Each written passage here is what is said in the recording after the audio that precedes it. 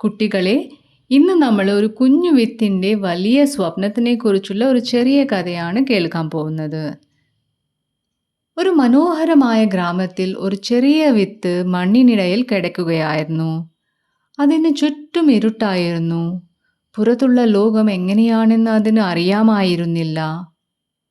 ഒരു ദിവസം ആ കുഞ്ഞു വിത്ത് ചിന്തിച്ചു, എനിക്കും ഒരു നാൾ വലിയൊരു മരമാകണം. പക്ഷികൾ വന്ന് എൻ്റെ കൊമ്പുകളിൽ കൂട് കെട്ടണം. ആളുകൾ എൻ്റെ തണലിൽ വിശ്രമിക്കണം. പക്ഷെ ഉടനെ തന്നെ അതിന് സംശയം തോന്നി. ഞാൻ ഇത്ര ചെറുതല്ലേ, എങ്ങനെ വലിയ മരമാകും? അപ്പോഴാണ് മഴ പെയ്തത്. മഴത്തുള്ളികൾ മണ്ണിലൂടെ ഇറങ്ങി വിത്തിനെ നനച്ചു. വിത്ത് സന്തോഷത്തോടെ ആ വെള്ളം കുടിച്ചു. ദിവസങ്ങൾ കടന്നുപോയി. പിന്നീട് സൂര്യൻ തൻ്റെ ചൂടുള്ള കിരണങ്ങൾ ഭൂമിയിലേക്ക് അയച്ചു. വിത്ത് ആ ഊർജം സ്വീകരിച്ചു. അത് പതുക്കെ മുളയ്ക്കാൻ തുടങ്ങി. ഒരു ചെറിയ പച്ചത്തണ്ട് മണ്ണിന് മുകളിലേക്ക് തല ഉയർത്തി.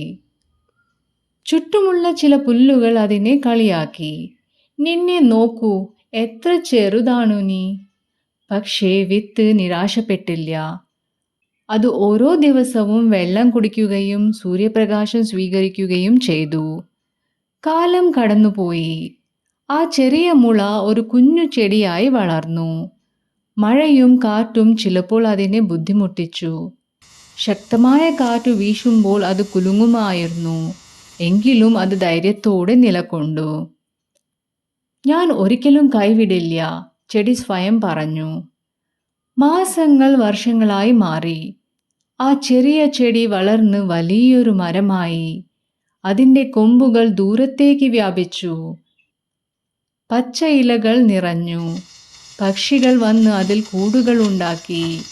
അണ്ണാന്മാർ അതിൻ്റെ കൊമ്പുകളിലൂടെ ഓടിക്കളിച്ചു.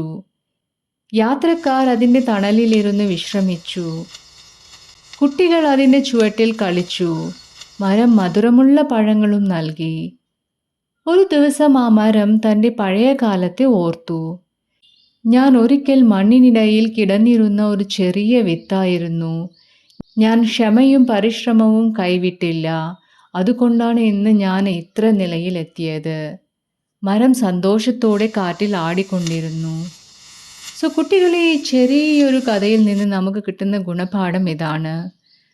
ക്ഷമയും തുടർച്ചയായ പരിശ്രമവും ഉണ്ടെങ്കിൽ ചെറിയ തുടക്കങ്ങളിൽ നിന്ന് പോലും വലിയ നേട്ടങ്ങൾ കൈവരിക്കാം.